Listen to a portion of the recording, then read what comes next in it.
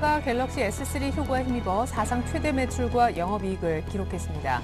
3분기에 8조 1천억 원의 영업이익을 올려 분기 기준 8조 원 영업이익 시대를 열었고 매출도 52조 원으로 50조 원을 처음 돌파했습니다. 당초 시장에서는 삼성전자의 영업이익을 7조 5천억 원가량으로 내다봤지만 휴대폰 부문에서만 약 5조 원의 분기 영업이익을 기록하며 실적이 시장의 예상치를 크게 웃돌았습니다. 유럽중앙은행 총재가 스페인이 구제금융을 요청하면 곧바로 지원하겠다는 입장을 재확인했습니다.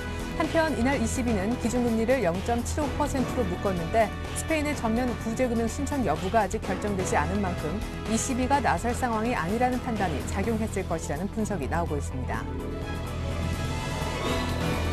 한편 일본의 중앙은행도 금융정책회의를 통해 현행 수준의 기준금리를 만장일치로 동결시켰습니다. 당초 시장에서도 BOJ가 앞서 발표한 완화 정책의 효과를 관망할 것이라는 전망이 우세했었습니다. 다만 해외 경제 둔화 여파로 수출과 생산이 모두 줄고 있다면서 경제에 대한 평가는 하향 수정했습니다. 웅진홀딩스와 극동건설의 법정관리 신청을 두고 도덕적 해이 논란을 빚고 있는 윤석금 웅진그룹 회장이 사기 혐의로 기소돼 검찰 수사를 받게 됐습니다. 금융감독원도 웅진홀딩스 등의 법정관리 신청에 부당 행위가 있었는지를 조사하고 있어서 결과에 따라 고발이 이루어질 경우 윤 회장과 웅진그룹에 대한 검찰의 본격 수사가 진행될 가능성도 적지 않습니다. 안녕하십니까. 오일장 내일장의 최리나입니다. 삼성전자 3분기 어닝 서프라이즈 예상보다 영업이익이 6천억 원이 더 나왔더라고요. 또한 앞선 유럽중앙은행 총재 위기국 도울 준비가 돼 있다라는 발언을 코스피는 오늘 2,000포인트를 시작과 동시에 회복시켰었습니다. 장 초반 2,007선까지 올라갔었는데요. 하지만 늘 그렇듯 삼성전자는 호실적을 내놓고 뉴스에 팔자라는 차익 매물이 몰리면서 하락 전환해 코스피까지 끌어내리고 있습니다. 엎친 데 덮친 격으로 어제여 외국인이 오늘도 팔고 있는데요.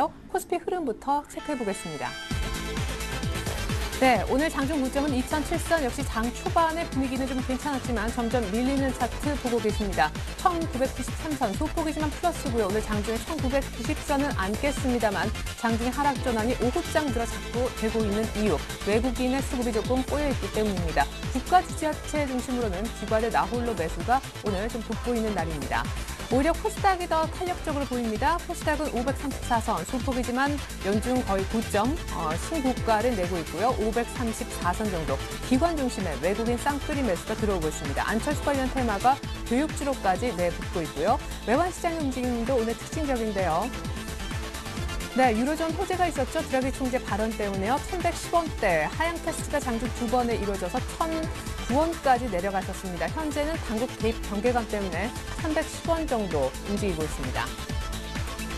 자, 3분기 어닝 서프라이즈를 낸 주인공의 현재 흐름 역시 궁금하실 것 같습니다. 현재는 1% 조금 못 미치게 하락해서 135만 8천 원 정도의 움직임인데요. 오늘 1%대 후반 정도 갭상승했다가 음봉이 크게 나오고 있습니다. 네, 삼성전자의 실적 발표로 인해서 본격적인 3분기 어닝에 들어섰다는 느낌인데요. 오늘 먼저 일부에서 준비한 소식을 짚어보도록 하겠습니다. 대신증권 최재식 애널리스트를 먼저 만나보겠습니다. 삼성전자 어닝 서프라이즈를 냈는데 주가는 왜 약보합으로 밀리고 있는 걸까요? 스페인의 불확실성도 구제금융 신청 관련해 계속되고 있죠. 구제금융 향방 알아보고 오늘 또한 밤에 미국의 고용보고서가 나옵니다. 전망도 미리 들어볼게요. 이어서 SPM의 김영진 대표님도 만나보겠습니다. 3분기 어닝 시즌 실적이 주가에 미치는 영향력 어디까지인지 짚어보고 지속되고 있는 박스권 장세의 향후 변동 요인은 없을지 이 부분도 체크해보겠습니다. 평택촌놈 정호영 대표께는요. 코스피 1,900선대 후반 등락이 계속되고 있죠. 향후 방향성 역시 어디로 결정될지 여쭤보겠습니다. 특징주로 메가스터디가 내년도 수능 제도 변경에 급등하고 있는데요. 오늘 지금 매수도 늦지 않았을까요? 주간 단위 5% 수익 낼 수 있는 공략 종목으로 IM 설명을 H&T 투자증권 시화지점 박지훈 과장으로부터 듣겠습니다. 끝으로 마감 전략엔 포트폴리오 시간에는 동양증권 권영무 차장님 나와주실 텐데 3분기 실적 시즌 대응 방법과 지금 주식을 새로 사거나 가지고 가도 좋은 영역인지 판단 들어보겠습니다. SBS 콘텐츠 허브 DPC 등으로 두 자릿수 높은 수익을 기록하고 계신데요. 포트에 들어있는 종목별 AS도 상세하게 들어보죠. 네, 먼저 여의도로 나가보겠습니다. 대신증권 최재식 팀장부터 연결하겠습니다. 안녕하세요. 네, 안녕하십니까? 네, 장 초반 분위기 좋았는데 삼성전자도 코스피도 약간 마이너스권이네요. 네, 전반적으로 뉴욕 증시가 상승했지만 보합권 전개가 되고 있습니다. 외국인들은 전일에 이어서 순매도 전개가 되고 있고요.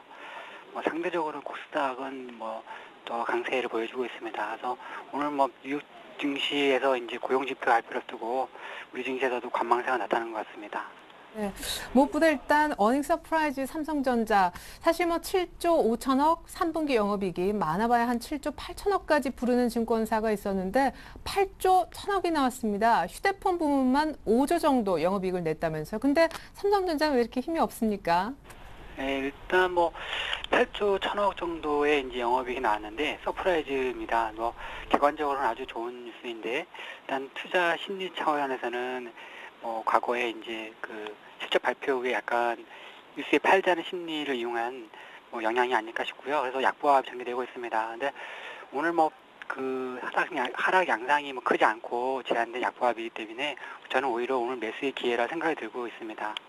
예, 관련해서 부품주 전망도 듣고 싶습니다. 사실 벌써부터 이제 4분기 전망까지 나오고 있는데 앞으로는 이 스마트폰 갤럭시 시리즈도 그렇지만 갤럭시 노트가 얼마나 팔릴 건가도 중요하다고 해요. 갤럭시 시리즈에 들어가는 부품주들도 굉장히 지금 민감하게 움직일 것 같은데 부품주 전망까지 곁들여 주십시오. 네, 전반적으로 삼성전자의 이제 그 정보통신 부분에 이제 최대 실적을 견인하고 있어서 관련된 스마트폰 부품주도 좋을 거라 예상이 되는데 일단 기본적으로 갤럭시 S3에 이어서 갤럭시 노트 2가 이제 조만간 이제 출시가 되고요. 또 내년에는 계속된 갤럭시 시리즈가 나올 가능성이 있어서 그러한 또 그 시리즈에 계속 채택될 수 있는 종목 기업으로 이제 압축을 해야 되지 않을까 싶고요. 무수히 많은 이제 스마트폰 관련주들이 많아서 거기서 탈락과 또 그 새로운 제품이 탈락이 된다든지 또 단가 인하 압력, 그다음에 그런 걸로 인해서 부품주 차별화가 심화되고 있습니다. 그래서 지금 봐서는 아모텍이라든지 파트론 그리고 그 핵심 경쟁력 있는 인터플러스라든지 코리아 서키트 하여튼 주 핵심 주와 함께 최근 업그레이드된 그 갤럭시 시리즈에 탑재되고 있는 그 기업체 중심으로 좀 압축하는 전략이 필요하지 않나 싶습니다. 네, 그렇군요. 일부 종목들에 대한 압축, 아모텍, 파트론, 인터플렉스, 코리아 서킷 이런 종목들도 삼성전자와 마찬가지로 지금 매수하라는 얘기시죠? 네, 일부 종목들은 그 3분기 사상 최대 실적 그리고 어떤 종목은 당초 대비 예상치가 부진한다 해서 선 조정을 받았는데 네. 가격에 따라서 그 타이밍상의 문제지 일단 관심 종목으로 뒀다가 조정을 받게 된다면 우리 매수의 기회가 되지 않을까 싶고요. 마켓 타이밍을 잘 고려하시면 좋을 것 같습니다.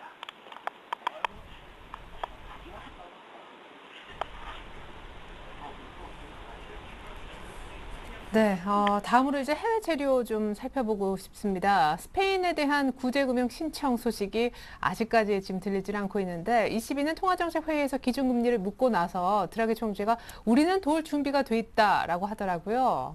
네, 근데 이제 아직 스페인 정부 단체에서 이제 장기 금리가 안정이 되자 이제 구제금 신청을 계속 미루고 있는 모습이 있습니다. 그래서 22하고 스페인 정부 간에 이제 벼랑 끝 게임이 전개되고 있는데 결국에는 스페인이 계속 결정을 미룰 경우에는 그 채권 시장에서 특히 장기 구제 금리는 재상승할 여지가 상당히 큽니다.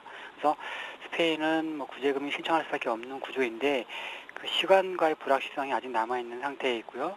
다음 주 그 10월 8일이죠. 유로존 재무장관 회의 그리고 그 다음에 있을 유로존 정상회담, 그 다음에 21일에 있을 스페인 지방선거 이런 그 국제가 이벤트 사이에서 장기금리의 상승 압력이 있을 거라 예상되고 그에 따라서 좀 스페인의 구제금리 신청도 속도가 빨라지지 않을까 생각하고 있습니다. 네, 하지만 신청을 할 수밖에 없을 거다. 이제 적어도 이번 달 안에 좀 그런 일이 있었으면 좋겠습니다.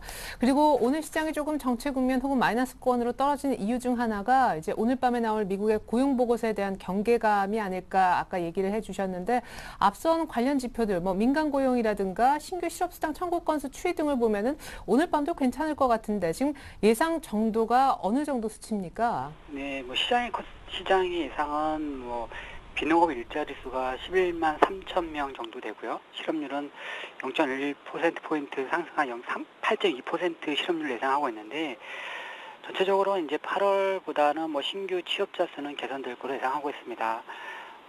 그리고 뭐 실업률은 소폭 상승하지만 뭐 그 경기 약간 나아지자 이제 뭐 구직을 참여하는 인원수가 많다 보니까 실업률이 약간 증가하는 걸 보여지고요. 9월에 발표된 뭐 ADP 민간 고용이라든지 매주 발표된 주간 신규 고용 이런 실업수당 청구 건수 개선 추이를 볼 때 뭐 그 한 최소 10만 건 이상에 맞추지 않을까 싶고요. 그렇게 된다면 뭐 그 이번 고용에서 이렇게 그 서프라이즈는 아니더라도 거의 예상치 수준 정도에서 나오지 않을까 싶습니다. 예, 그렇군요. 자, 미국의 고용 보고서도 그렇게 뭐 나쁘진 않을 것 같고 스페인도 언젠가는 10월 달 안에 구제금융 신청을 했다라는 소식을 들려줄 것 같습니다. 자, 그나저나 이제 3분기 어닝 시즌이 삼성전자 필두로 완전히 시작이 되지 않았습니까? 어닝 시즌에는 실적이 좋은 종목들만 이렇게 따로따로 간다고 하는데 미리 또 선반영된 종목들은 선반영됐다고 덜 갈 것 같기도 하고 투자자의 고민도 깊어져만 갑니다. 마감 전략 부탁드릴게요. 예, 일단 2000선 아래에서 지수가 정체되는 게 상당히 길어지고 있는데 어찌됐든 뭐 그 10월에 여러 가지 정치적 이벤트, 기업 실적 이벤트 이런 걸 고려한다면 대표적인 실적 호전 예상이 되는 종목으로 압축이 돼야 됩니다. 그래서 물론 그 실적 호전을 앞두고 주가가 선반영된 기업도 있고 그렇지 않은 기업도 있는데 일단 뭐 실적 호전 압축은 계속 필요할 것 같고요. 그리고 어느 정도 지금 뭐 스페인의 구제금융 신청도 지연이 되고 있고 여러 가지 잠재적인 그 불확실성이 있어서 캔보고세가 이어지고 있는데 그런 걸 고려해서 지수가 정체됐을 때는 정체된 걸 고려해서 한 30-40% 현금 전략을 가지고 있어서 지수 정체 시에는 좀 실적 호전주 압축이 필요할 것 같고요. 뭐 어느 정도 조정을 받게 되는 실적 호전주는 그 11월 중소형주 실적 발표될 때 다시 재상승할 여지가 있어서 뭐 10월 달에 중소형주가 그 전에 많이 올라서 조정을 받게 된다면 좀 조정이 커졌을 때 좀 저가 매수 정도 고려해 볼 필요 있겠습니다. 예, 끝으로 지금 오히려 오늘 빠지는 것 매수의 기회다라고 얘기하셨던 삼성전자 오늘 사도 될까요? 140만 원 넘겠죠? 예, 오늘 136만 원 정도 왔다 갔다 하고 있는데 저는 기본적으로 2분기죠. 2분기 실적보다는 이제 상당히 아웃퍼폼을 했었습니다. 2분기에는 뭐 영업이익이 6조 7천억이었었는데 올해 지금은 8조 1천억입니다. 그래서 2분기에 주가가 140만 원대 넘었었기 때문에 최소한 저 생각에서는 뭐 새로운 신고가를 형성할 타이밍 아닐까 싶고요. 이번에는 뭐 그 실적 발표에 약간 뭐 탄력이 둔화되는 흐름이 과거와 약간 다른 양상이 나타날 수도 있지 않나 생각하고 있습니다.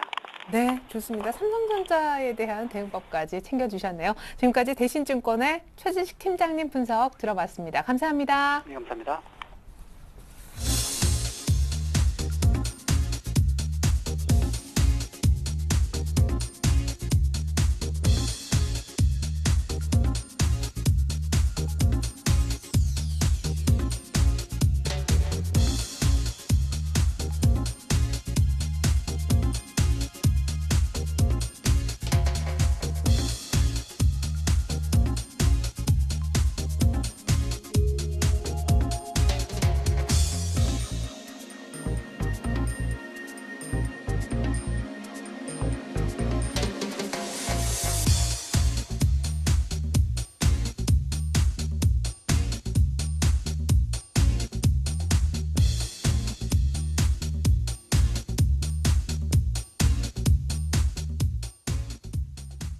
네, 오늘 뭐 실적을 공개한 삼성전자 얘기도 많았고요. 코스닥 개별주가 더 간다라는 의견도 있었지만 오늘은 주가 차별화에 적극 대응이 필요하다. SPM의 김영진 대표님 만나보도록 하겠습니다.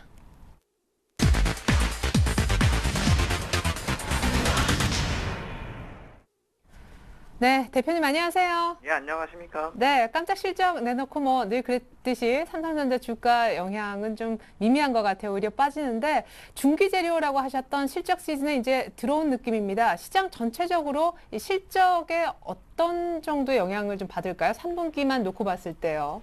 네, 그렇죠. 실적 시즌이 이제 시작된 건 맞습니다. 그런데 이제 삼성전자 어닝 가이던스를 시작한 이후에 좀 공백 기간이 있죠. 한 일주일 정도 빈다 이렇게 보면 될 것인데 아마 그 기간 동안에도 지난 9월 중순 이후에 나타났었던 주가 차별화는 계속 지속이 될 것이다. 그렇게 생각이 되고요.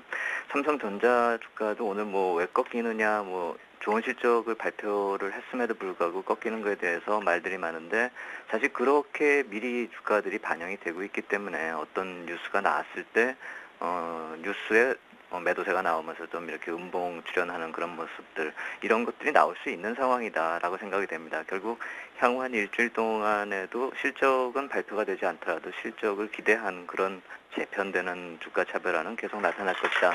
이렇게 보시는 게 맞겠고요. 결국 오늘 같은 경우도 삼성전자 어닝 가이던스 분기 뭐 8조 원의 그 시장 예상보다 좋은 그 모습이 나타났음에도 불구하고 저렇게 나타나는 모습이 이미 주가 차별화가 나타났었기 때문에다 이렇게 보시는 게 맞을 것 같고요. 물론 향후 변수도 존재하고 있기 때문에 삼성전자는 좀 약간 특이한 경우다 이렇게 볼 수가 있겠습니다. 애플 쪽에서 이 아이폰 5가 출시되기 이전에 나타났었던 그런 실적이고 이 4분기 쪽으로 들어가게 되면 이제 애플 5가 나타난 이후에 시장이 어떻게 또 변하는가 이거에 대한 또 불확실성도 존재하는 것이 사실이고요. 또 하나 삼성전자 쪽만으로 얘기를 할 수 있는 것이 이 글로벌 경기 문제하고도 관련된 주식이다. 이 점을 봐야 됩니다. 스마트폰만 볼 수는 없는 것이죠. 그러니까 예를 들어서 오늘 LG 디스플레이가 하락하는 그런 요인하고도 좀 결부시켜서 생각해 볼 필요가 있다라는 것이죠. 반도체 부분이나 그 휴대폰 이외의 부분에서 삼성전자 쪽에서 어떤 어닝 서프라이즈가 이어지는 그런 모습이 나타나야지만 이 주가가 한 단계 더 레벨업 될 수 있지 않을까라는 생각이 든다 이렇게 말씀을 드리겠고요. 전반적으로 이 실적 시즌에 있어서 우리가 예전에 연초에 생각했었던 것이 3분기에 기업이 피크치가 형성이 될 것이다 라는 그런 예상이 됐었는데 결국 이 피크치가 형성이 된다는 것이 3분기가 좋을 것이다 라는 그런 전망이었는데 그 전망들이 약간씩 꺾이고 있죠. 게다가 계절적 요인으로 인해서 3분기가 올해 연중에 최고치를 기록하는 그런 상황이다라고 놓고 본다면은 10월에 만약에 나타날 수 있는 그런 주가 상승이 올해의 최고치가 되는 것이 아닌가 하는 그런 우려감도 시장에서 어느 정도 반영이 될 수 있다는 점, 그 점도 생각해 봐야 될 것입니다. 또 한 가지를 말씀을 드린다면 이 경기 전망 자체에 있어서도 계속 좀 하향 추세로 이어지고 있다는 점, 글로벌 경기가 악화되고 있다는 그런 여러 가지 요인들, 이 점 역시 마찬가지로 이번 실적 시즌에서 주가가 차별화되고 고점을 찍는 그런 모습이 나타나면서 올해 정점을 찍을 수 있다라는 우려감도 동시에 존재하고 있다는 점, 이 점 한번 생각해 볼 필요 있겠다 이렇게 말씀을 드리겠습니다. 네, 사실 Q3 뭐 그에 앞서서 뭐 22에서 OMT인가요? 이렇게 연차적으로 돈 풀기 얘기가 나오면서 9월 딱 중순에 2천 회복한 다음에 정말로 조용한 시장 흐름이 계속 어찌됐거나 이어지고 있습니다.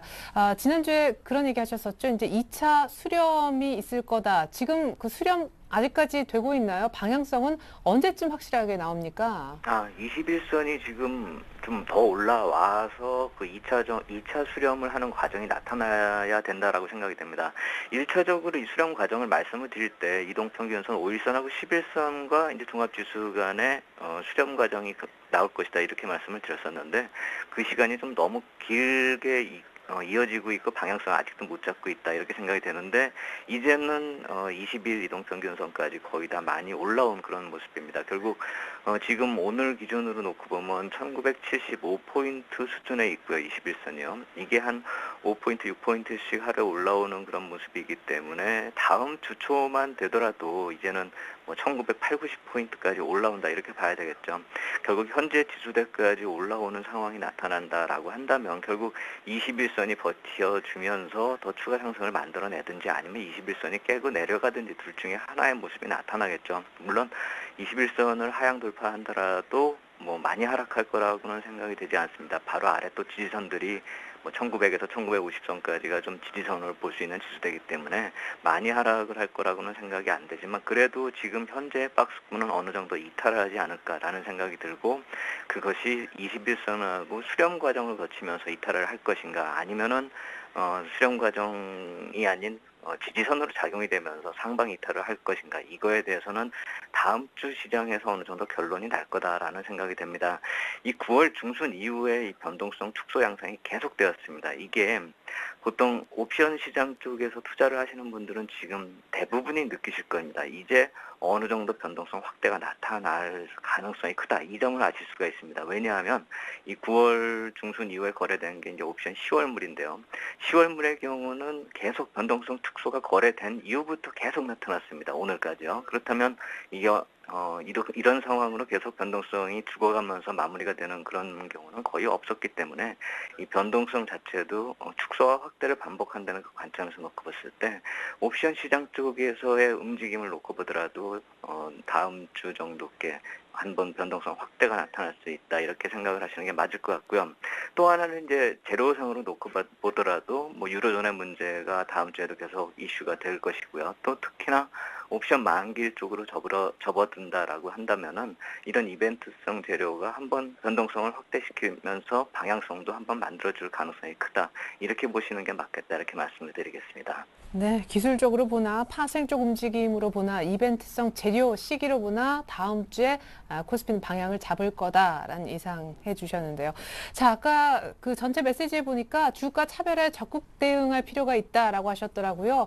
적극 대응이라 하면 실적 호전주를 사라는 얘기신지 지난주에 얘기하셨던 신고가 대상, 제일기획, S1 오늘까지도 계속 신고가 경신 중이네요.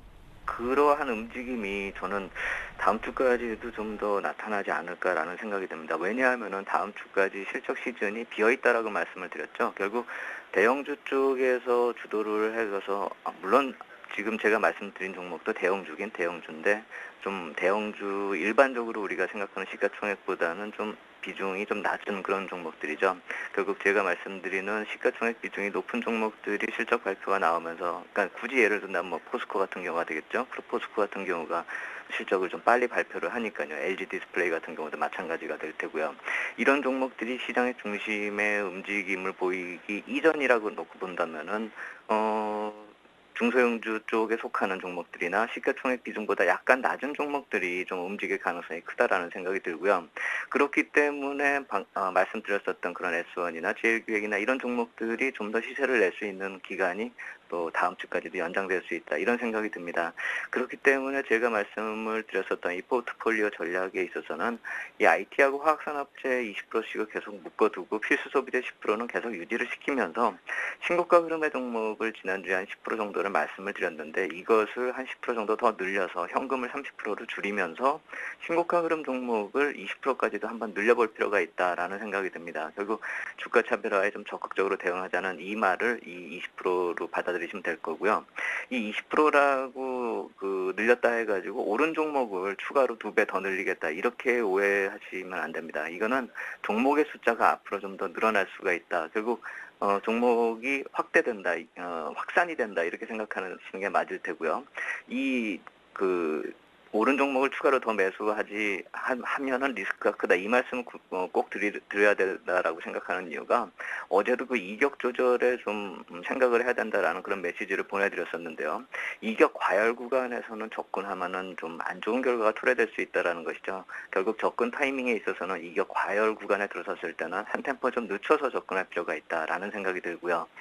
모든 종목들 아까 말씀드렸던 그런 종목들이 대부분의 종목들이 한 템포 쉬어갈 자리로 들어선 것이 사실입니다. 이 대상이나 제일기획이나 S1 같은 경우가 어제나 오늘 각각의 종목마다 조금씩 틀리지만 그게 중기 추세선에 부딪히는 그런 시점이기 때문에 한 템포 좀 죽여서 접근하는 게 한 템포 늦게 조정이 나타날 때 접근하는 게 맞겠다라는 생각이 들고요. 또 하나는 이 대우 인터내셔널 같은 종목을 좋게 좀 예를 들 수가 있는 것이 종목이 좋다 이게 아니라 최근에 나타난 흐름에서 좀 특징적인 점을 찾아볼 수 있는 게 어제와 오늘의 모습을 한번 잘 살펴보실 필요가 있습니다. 수급이 조금만 어떤 한 주체가 매도 주체로 뜨게 된다라고 한다면 급등락이 나타날 수 있다는 점이죠. 그러면서 그러한 급락 이후에 다시 또 주가가 원위치되는 이런 급등락이 지속될 수 있다는 점, 이들 신고가 종목들이 항상 그렇기 때문에 투자하기가 어렵고 타이밍을 잡아야 된다는 그 말씀을 드린 것입니다. 대우인터내셔널 같은 경우가 어제 연기금 쪽에서 10만 주 이상 매도가 나오면서 급락을 했었죠. 오늘은 바로 그것을 회복하는 그런 모습을 보이고 있고요. 결국 신고가 흐름의 종목들에 있어서는 타이밍이 가장 중요하고 어느 정도 시점 넘어서는 그런 이격 과열 국면으로 들어간 경우라고 한다면은 한 번 정도 시세가 죽어주는 타이밍으로 좀 접근할 필요가 있어 보이고, 특히나 신고가 종목일수록 이 급등락이 한 4, 5%가 금방 나오기 때문에 조금만 더 참으면 한 템포를 참았을 경우에는 4, 5% 정도를 더 추가로 이익을 만들 수 있다. 이 관점에서 접근할 필요가 있겠다.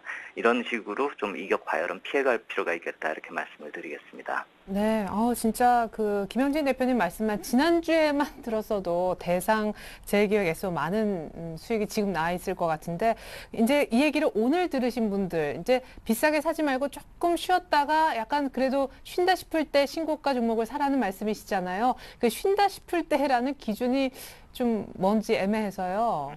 이격 과열 국면으로 들어가는 그 국면을 볼 때는 보통 우리가 가장 쉽게 찾아볼 수 있는 것이 아마 20일 이격도를 봤을 때가 가장 좀 쉽게 판단할 수가 있겠고요. 또 하나는 볼린저 밴드 상단을 뚫고 나가는 경우까지도 쫓아가면 안 된다는 것이죠. 볼린저 밴드 상단 넘어서는 경우가 수두룩히 나오거든요. 신고가 같은 종목들은요.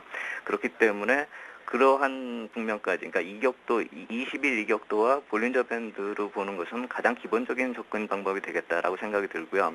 또 하나는 추세선을 한번 그려보시는 것도 하나의 방법이 될 것입니다. 근데 그것이 일봉상으로 추세선을 그릴 것이 아니라 주봉상으로 한번 추세선을 그려보시면은 그 이격 과열 쪽이 좀 더 확연하게 드러난다는 것이죠. 일봉상으로 찾아봤을 때는 그것이 오히려 이익을 깎아먹는 경우가 될 수가 있습니다. 쉽게 추세선들이 많이 그림이 나오기 때문에요. 그렇기 때문에 추세선을 그릴 때는 주봉상의 접근을 좀 권해드린다, 이렇게 말씀을 드리겠고, 아까 말씀드린 볼린저 밴드하고 이격도는 일봉상으로 보실 때 그럼 좀 기본적으로 참고할 점이다, 이렇게 말씀을 드리겠습니다. 네, 주봉상으로 말씀하셨던 종목 보니까 지금 사면 너무 비싸게 산다는 느낌이 들긴 드네요. 좋습니다. 일단 신고가 종목은 타이밍이 중요한데 추격 매수하지 말고 조금 쉴 때 한 템포 늦춰서 사라는 얘기도 들어봤습니다. 지금까지 SPM의 김영진 대표님과 함께했습니다. 도움 말씀 잘 들었습니다. 네, 감사합니다.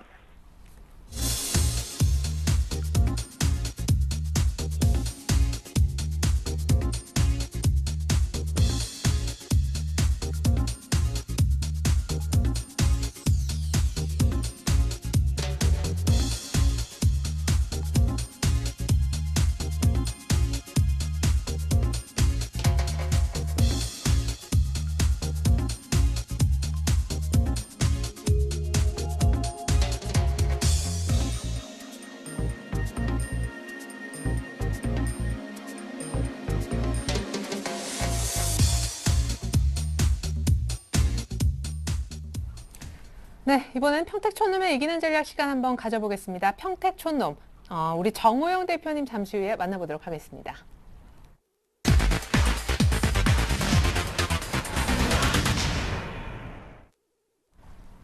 네, 정 대표님 안녕하세요. 네, 안녕하세요. 네, 오늘 오전에 방송 보니까 1975선, 올라오는 21선 정도가 굉장히 중요한 변곡점이라는 분석을 하셨더라고요. 삼성전자 오늘 실적 나오고 나서 영향력도 적지 않은데 필요한 전략 좀 부탁을 드리겠습니다. 네, 오늘 흐름을 간단하게 말씀드리면요. 이제 평소하고 똑같다고 보시면 돼요. 그러니까 2000선 넘어가면 2000선 다시 한번 깨져주고, 그다음에 다시 2000선 아래쪽에서 움직이면 또 한번 반등 나오고 그런 흐름인데요. 확실한 건 하나 있습니다. 뭐냐면요. 올라갈 때는 상당히 무겁습니다. 하지만 내려갈 때는 굉장히 빠를 겁니다. 왜 그러냐면 현재 수급 동향도 그렇고 최근에 박스권 흐름도 그렇게 되는데요. 아침 방송에서도 제가 최근에 이제 그 2달 이상 상승할 때 그 지수에 대해서 좀 설명을 드렸었는데요. 10포인트가 올라가기 위해서 외국인하고 프로그램하고 무려 9,300억 이상이 나와줘야 되는 계산이 나왔거든요. 그러니까 지금 웬만해서는 쉽지가 않다는 얘기죠. 그래서 오늘 같은 경우에도 보시면은 외국인들이 오늘 812억 현재 순매도입니다. 프로그램 같은 경우에는 1,328억 순매수고요. 그러니까 어쨌든 외국인 매도보다 프로그램 매수가 무려 500억 이상 나와주는데도 불구하고 지수는 겨우 지금 올라간 게 뭐 3포인트밖에 안 된다. 그래서 어쨌든 이 흐름은 계속 될 것 같아요. 확실하게 결정되기까지는 좀 시간이 좀 걸리겠지만 어쨌든 당분간은 좀 조심스럽게 대응해 줘야 되지 않을까 이렇게 생각하고 있습니다. 왜냐하면 최근에 흐름이 이제 하나둘씩 빠지고 있거든요. 하다못해 이제 전기전자 같은 경우에도 LG전자가 최근에 이제 먼저 빠지기 시작했다가 오늘은 이제 LG디스플레이가 빠지고요. 그래서 계속 이런 흐름인데 이제 좀 마무리되는 거 아닌가 싶은 생각이 좀 듭니다. 그래서 여기서 해외 증시가 만약에 강한 상승이 나온다고 하더라도 좀 무겁게 올라갈 것 같고요. 반대로 해외 증시가 급격하게 이제 하락한다 그러면 급락도 가능하다. 이걸 분명히 말씀드리겠습니다. 전략은 간단합니다. 절대로 75, 100% 하시면 안 되겠고요. 지금은 1990이 넘어가면 50에서 75 정도 해주시고요. 안 되면 25에서 50 정도 해주시면 무난할 것 같습니다. 그리고 코스피 흐름에 대해서 이제 판단 기준을 말씀드리는데요. 역시 이제 그 코스피 지수의 분봉을 결정하는 요인은 삼성전자하고 파생시장의 흐름을 보시면 될 것 같고요. 추세는 역시 해외 증시 그리고 국내의 수급 방향 두 가지를 보시면 될 것 같습니다. 오늘도 외국인들이 현 선물 전부 다 장중 또 순매도로 막 돌아서는 시점인데, 자, 추천주 점검을 이어서 좀 받아보고 싶어요. 9월 거의 말에 일주일 정도 흘렀을까요? 서해건설 사보라고 말씀하셨던 기억 나네요. 네, 서해건설을 9월 26일에 이제 평균 1,175원에 잡으라 그랬었는데요. 이렇게 해주세요. 보유자들은 1,100원에 손절해 주시고요. 그게 아니면 이제 홀딩해달라 설명드리겠고요. 없는 분들은 1,250원에서 이제 1,150원이죠. 그래서 평균 1,200원 전후. 지금 가격입니다. 지금 딱 잡아주시면 무리가 없을 것 같고요. 앞서서 그 우리들 제약이나 우리들 생명과학 잡으신 분들은 지금 최소한 15, 뭐 많으면 한 20% 정도 평가액인데요.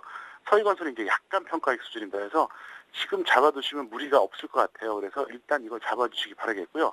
만약에 평가액이 난다 그러면 그대로 끌고 가자 이렇게 설명드리는데 왜 그러냐면 이유가 있습니다. 테마주라고 하면 보통 어떻습니까? 가치가 형편없잖아요. 대부분 다 절대 고평가입니다. 그런데 유일하게 문재인 관련주 중에서는 유일하게 가치 평가를 해본다고 하더라도 저평가된 종목이에요. 그래서 만약에 나는 좀 위험하긴 하지만 좀 탄력 있는 걸 원한다. 그러면 우리들 생명과학이나 우리들 제약 중에서 하나 잡아주시면 될 것 같고요. 아무리 테마주라고 하더라도 나는 기본적 가치에 충실한 종목을 잡고 싶다. 그러면 서해건설 잡으시면 큰 무리가 없을 것 같고요. 극단적으로 얘기했을 때 서해건설은 테마주가 아니라 그래도 지금 저평가된 종목이기 때문에 일단 편하게 들어갈 수 있다. 이렇게 설명을 드릴 수가 있겠습니다. 네, 지금 이미 갖고 계시던 분이건 혹은 아직 매수를 안 하신 분이건 간에 손절은 1,100원 정도로 동일하다는 의견도 참고하시면 좋겠습니다. 자, 그리고 오늘 종가 공략해볼 만한 종목이 교육주 가운데 하나라고 들었습니다. 어떤 종목인가요? 네, 바로 메가스타디입니다. 메가스타디 같은 경우에는 사실 제가 이거를 7만 원에서 7만 5천 원 사이에서 계속 이제 공략하자고 말씀드렸었는데 오늘 생각보다 좀 많이 가는 바람에 아침에 준비해놨다가 이제 매수할 기회가 좀 늦어졌는데요. 뭐 기회가 또 올 것 같아요. 어쨌든 7만 원에서 7만 5천 원 사이에서 잡아주시고 나서 손절 마이너스 10, 수익 플러스 20 정도 해주시면 좋겠는데요. 이 종목이 왜 매력이 있냐면은 최근에 봤을 때 그 2008년이었습니다. 그때 이제 가격이 거의 뭐 4만 원 직전까지 갔었거든요. 그래서 뭐 3만 8, 9천 원대까지 갔다가 현재 죄송합니다. 39만 원대까지 갔었는데 지금 현재 한 7만 7천 원입니다. 근데 중요한 게 뭐냐면 증자가 있으면서 권리락으로 빠진 게 아니에요. 이게 완전히 이게 오리지널 낙폭이라고 봐야 돼요. 그래서 일단 메가스타디 같은 경우에는 지수가 대폭락만 하지 않는다고 하면은 이 정도 가격이면 중기로 한번 들어가도 무리가 없을 것 같습니다. 그래서 일단 여러분들이 가담해 주시면은 좋을 것 같습니다. 네, 중기로 한 수익 20% 노리면서 메가스터디 한번 사보죠. 하지만 지금 가격은 비싸니까 7만 원, 7만 5천 원 사이에서 분할로 사보시면 좋을 것 같습니다. 지금까지 평택촌놈 정호영 대표님과 함께했습니다. 종목까지 감사합니다. 네, 감사합니다.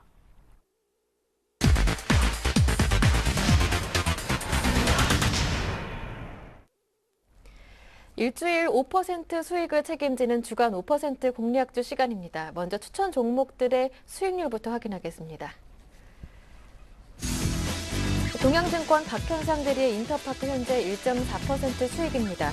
JB스탁 이정복 대표의 ICD가 추천 후 2거래일 만에 목표가 도달했습니다. 무려 7.9%, 8% 육박하는 수익률을 기록하고 있는데요. 삼성 디스플레이의 AMOLED 투자 재개 소식이 영향을 준 것도 크됩니다. 그리고 라이러브스탁 전진우 팀장의 진양잭은 아쉽게도 조정이 조금 더 깊어지면서 7% 손실 중입니다. 어제 받았었던 하이투자증권 이기택 과장의 DNF는 아쉽게도 예상보다 강했습니다. 매수가 주지 않고 올라서 매수 체결되지 않았습니다. HMC투자증권 박지훈 과장의 SBS는 한 주간 매수 가격 부근에서 움직이는 모습이었는데요. 현재 0.7% 수익입니다. 이 가운데 오늘은 HMC투자증권 박지훈 과장님과 함께하겠습니다. 안녕하세요. 네, 안녕하세요. 네, SBS 참 아쉽습니다. 단기 조정 후 반등을 노렸었는데 반등이 예상보다 빠르게 나오지 않는 모습인데요. 그렇다면 여전히 매수 기회라고 볼 수도 있을 것 같습니다. 향후 흐름 어떻게 보십니까? 일단 이 SBS 아쉬운 게 일단은 최근에 기관 수급이 상당히 계속 들어오고 있죠. 이게 뭐 예. 연기금입니다. 연기금이 들어오는데 이와 반대로 은행권, 국가단체, 기타 수급 여기서 좀 매도가 나오고 있죠. 오늘 같은 경우도 예를 들자면 지금 매도 창구 1위가 부국증권입니다. 부국증권 매도가 나오는 날은 그 기타 쪽에서 물량이 나온다라고 이해하시면 될 것 같은데 그 물량이 어디까지 나오는지 가장 일단 이 포인트, 종목을 바라보는 어떤 관전 포인트가 되겠죠. 그래서 일단 지금 현재 상황에서는 지금 21선이지 21선 터치하는 순간 여기서 이제 상방이 나올 겁니다. 그래서 지금 계속적으로 8월 9월에도 42,000까지 찍고서 가격 조정, 기간 조정이 있었고 나서 다시 레벨업. 근데 지금은 좀 기간보다는 좀 가격 조정이 있는 것 같고요. 그 가격 조정이 11선에서 좀 마무리가 될 거로 보여주는데 일단 시장이 다소 좀 재미가 없고 기타 물량에서 물량이 나오면서 일단은 21선까지 좀 일단 양보를 한 셈이라고 볼 수 있거든요.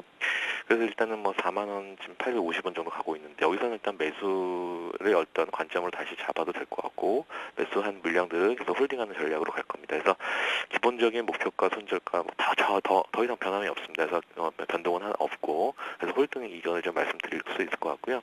일단 뭐 매수 의견은 오히려 신규로 투입하는 적절한 시기가 아닌가라는 생각하고 있기 때문에 내용적인 측면에서도 말씀드렸듯이 일단은 전체적 환경적인 요인이 일단 SPC 측에서는 좀 긍정적으로 좀 자리 잡고 있기 때문에 좀 엔스크린이라든지 여러 가지 기본적인 지상파 콘텐츠 경쟁력에 대해서는 실적으로 전이될 가능성이 크다라는 관점에서 일단은 상반기보다는 하반기에 상당히 기대할 만한 실적 기대를 하셔도 되지 않을까 싶습니다. 실적 관련 종목으로서 SBS를 좀 포함을 시켜야 되는 국면이다 이렇게 말씀드리겠습니다. 네, 지금 다시 한번 매수 기회를 주는 자리다 말씀해 주셨고요. 목표 가격은 46,000원, 손절 가격 43,300원은 그대로 전략 유지하십니다. 이어서 오늘의 관심 종목도 들어보겠습니다. 네, 오늘은 일단은 마이너스권에서 있는 거를 좀 눈여겨보고 있는 상태인데요. 일단 관점을 관심을 갖고 있는 종목은 IM이라는 종목입니다. 그래서 지금 매수하는 가격은 이제 6,500원 밑에서는 좀 잡았으면 좋겠고 지금도 적절하게 6,440원까지 지금 거래가 되고 있는 관점인데 지금 충분히 매수하는 관점에서 한번 접근하자라는 관점이고 목표가에 대해서는 좀 고민을 많이 했습니다만은 일단 기본적으로 7,500원 라인 때까지는 좀 잡고 대응을 하겠다 생각하고 있습니다. 그래서 그 부분은 이제 단기적으로 좀 매물벽이 좀 있는 구간이긴 하죠. 그래서 어깨 부분이긴 한데 한 7,500원 라인까지 좀 기대를 해봐도 될 것 같고 손절 라인은 일단 장대 양봉이 시작하던 전 6,000원 정도를 좀 제안을 해보도록 하겠습니다. 그래서 일단 IM에 대해서는 회사가 좀 바뀌고 있다는 관점으로 접근하셔야 되겠다. 무슨 말이냐면 기본적으로 DBD라든지 EMS 이쪽에서 일단 캐시카우 역할을 했던 사업에서 일단은 스마트 부품업체로 변화한다. 그게 무슨 말이냐면 카메라 모듈 AS 양산을 이제 본격화하지 않겠습니까? 그래서 기본적으로 증설 효과도 좀 있었고요. 카메라 모듈 쪽에서 지금 최고 사양 1,300만 원서를 포함한 그 생산까지도 가능하게끔 다 세팅이 돼 있다라는 관점이죠. 그래서 월별로 체크를 많이 하는데 지금 월별로 생산할 수 있는 그 라인 자체를 캐파를 따지면 월 한 200만 개, 300만 개까지 충분히 생산이 가능할 거로 보여집니다. 그래서 지금 해외 생산 법인 같은 경우가 지금 그런 관점에서 지금 다 확보를 한 건데 뭐 중국의 동광이라든지 상탄, 필리핀 뭐 이런 쪽에서 생산 법인 확보한 관점이거든요. 그래서 뭐 수주만 나온다라면 상당히 좀 월별로 좀 역사적인 최고의 실적도 나올 가능성이 큽니다. 그래서 이번 하반기는 그런 관점에서 좀 접근을 하셔야 될 거로 보여지고, 그냥 카메라 자체가 이제 안쪽으로 이제 내재가 되거든요. 그러니까 카메라 렌즈 내재화가 진행된다면 그 관점에서는 IM이 탑픽으로 제시되어야 되는 건 아닌가라는 생각을 하고 있습니다. 그래서 기본적으로는 현재 수급이 뭐 의미 있게 들어오고 있지는 않아요. 아직까지는 들어오고 있지 않은데 다만 최근에 좀 매수를 좀 해놓은 게 있었죠. 그게 이제 연기금 쪽에서 매수를 좀 해놨거든요. 보험 쪽하고 그런 관점에서 좀 연속성이 좀 있어야 되는데 최근에는 좀 그게 좀 스톱이 되고 있는 상태죠. 그래서 하지만 다시 한번 연기금 수급이 연금이든 투신건이든 수급이 들어올 가능성이 충분히 있다라고 보기 때문에 한번 관심을 가져야 될 거로 보여지고 어제 오늘 좀 조정받고 있는 것은 좀 매수할 수 있는 저를 찬스가 아닌가 생각하고 있습니다. 그래서 이 종목을 좀 이번 주에 한번 트레이딩 전략을 한번 삼고 싶습니다. 네, 카메라 모듈 산업 본격화로 하반기까지는 긍정적인 시각을 유지하지만 일단 단기 매물벽이 놓여있는 7,500원으로 목표가 설정해 주셨습니다. 말씀 잘 들었습니다. 고맙습니다. 네, 감사합니다. 네, 지금까지 주간 5% 공략주 김보람이었습니다.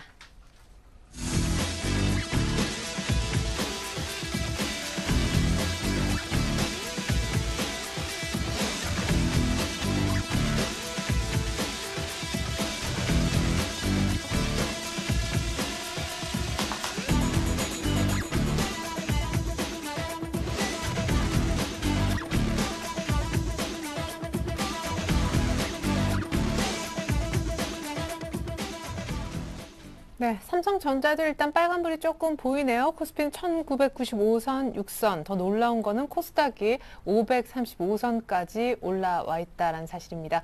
마감 전략 다시 한번 세워볼까요? 동행증권 권영문 차장님 함께 해주시겠습니다. 안녕하세요. 네, 안녕하십니까. 네, 자 보합권 등락 이번 주 내내 지난주에도 그랬었고 횡보 기간이 의외로 좀 길어지고 있는데요. 다음 주쯤에는 방향성이 나올 것 같다 이런 얘기도 있었습니다. 마감 전략 부탁드릴게요. 예, 지금 현재 지수 흐름을 좀 눈에 보기 쉽게 차트부터 먼저 보시면서 설명을 드리는 게 이해가 빠르실 것 같습니다.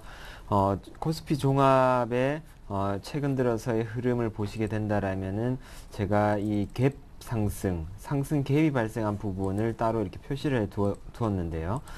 특징적인 부분 중에 하나가 특별한 가격 조정 없이 이렇게 옆으로 횡보를 하면서 기간 조정을 거치고 있다라는 게 가장 큰 특징 중에 하나입니다. 물론 중간에 해외 쪽 이제 악재들로 인해 가지고 해외 시장 마냥 빠지게 되면은 갭 하락을 했다가도 아침 시초가가 가장 저가가 형성이 되고 난 다음에 결국 종가는 다시금 그러한 박스권 형태의 가격대로 다시 또 회복을 했다라는 이런 부분들이 상당히 눈에 띄는 특징 중에 하나인데요.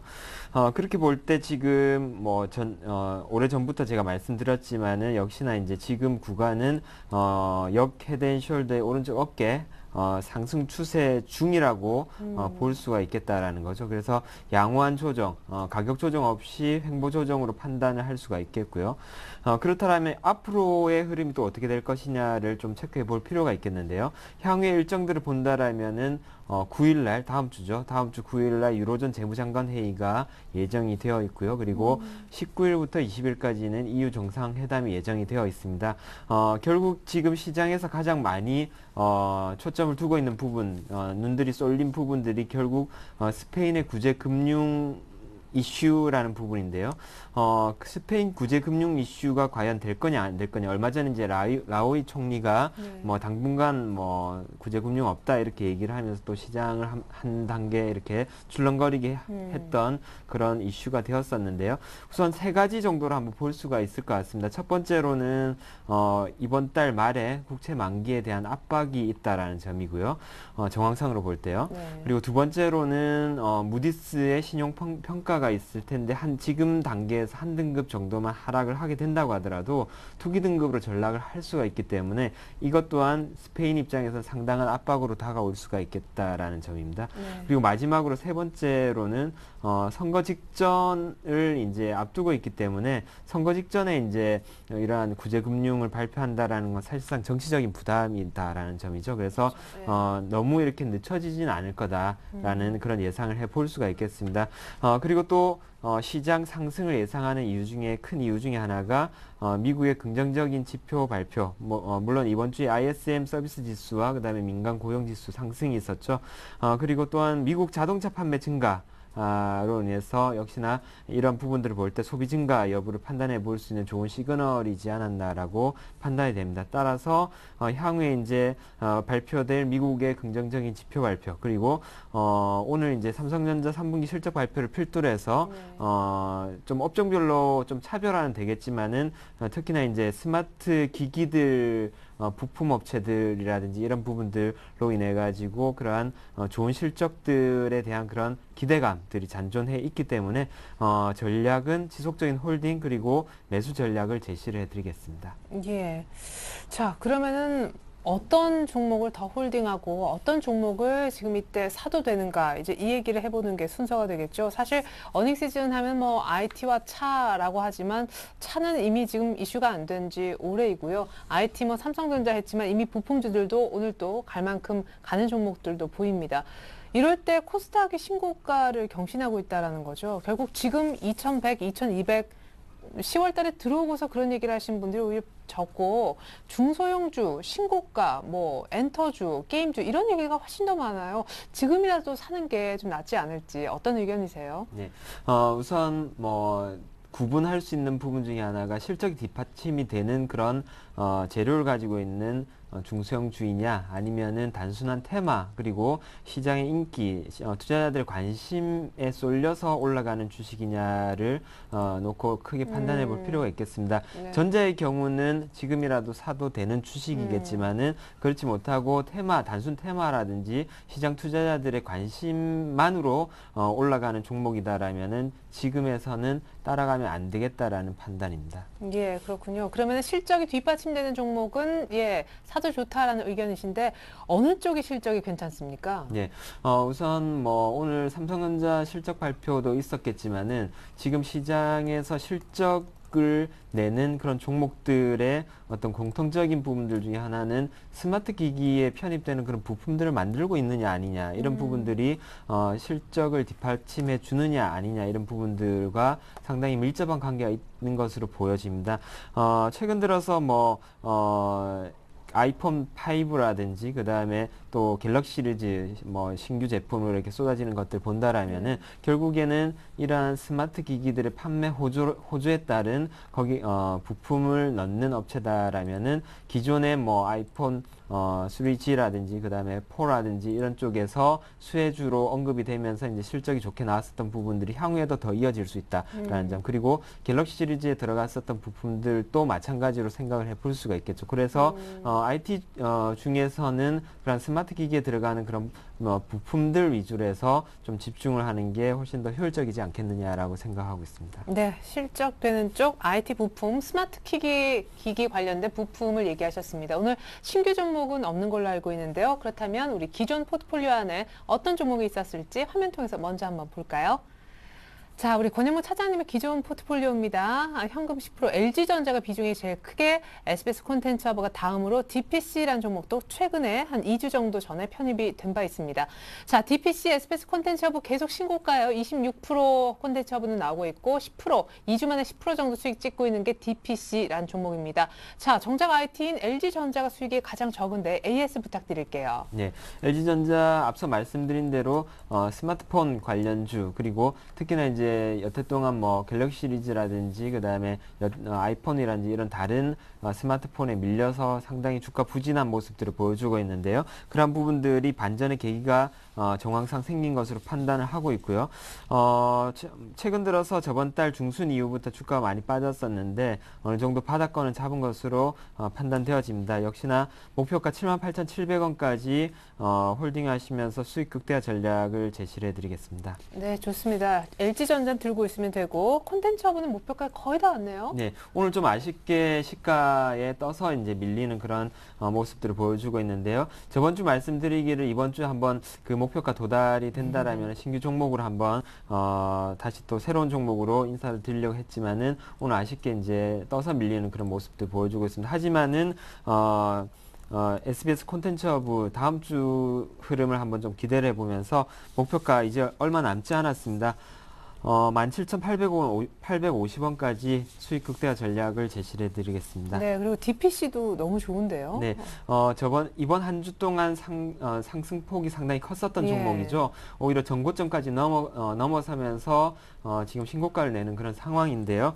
역시나 뭐 목표가인 3,385원까지 한번 기대를 해볼 수 있는 종목입니다. 홀딩 제시해드리겠습니다. 네, 좋습니다. 세 종목 모두 다 갖고 계십시오.